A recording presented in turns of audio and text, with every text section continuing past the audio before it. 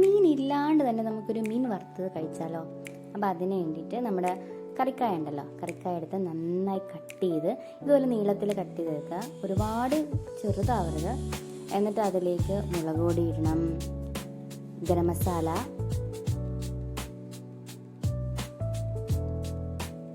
കുരുമുളക് പൊടി,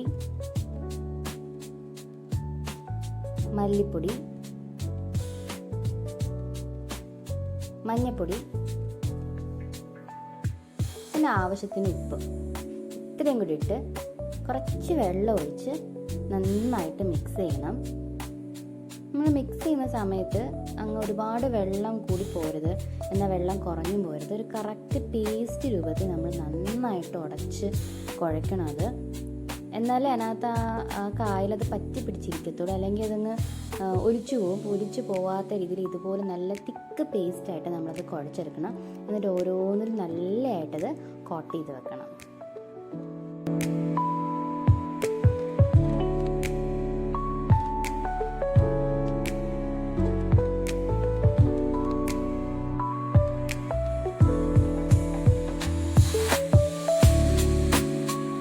കായൽ അരപ്പ് നന്നായിട്ട് തേച്ച് പിടിപ്പിച്ച് വെച്ചതിന് ശേഷം കുറച്ച് നേരം ഒന്ന് അടച്ച് വെച്ചേക്കണം.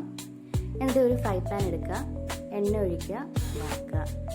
ചെറിയ തീയിൽ വറക്കണം, കാരണം നമുക്ക് അകത്ത് വെന്ത് കിട്ടണമല്ലോ. അതുകൊണ്ട് ചെറിയ തീയിൽ വെച്ചിട്ട് എണ്ണ ഒഴിച്ച് നമുക്ക് തിരിച്ച് മറിച്ചൊക്കെ ഇട്ട് വറുത്തെടുക്കാം. കറക്റ്റ് മീൻ വറക്കുന്ന പോലെ തന്നെ നമുക്കിത് വറുത്ത് കിട്ടും.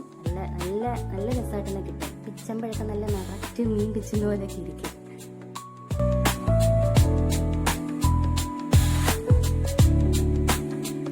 മസ്റ്റ് ട്രൈ ചെയ്ത് നോക്കുക. Thanks for watching. Subscribe to my channel.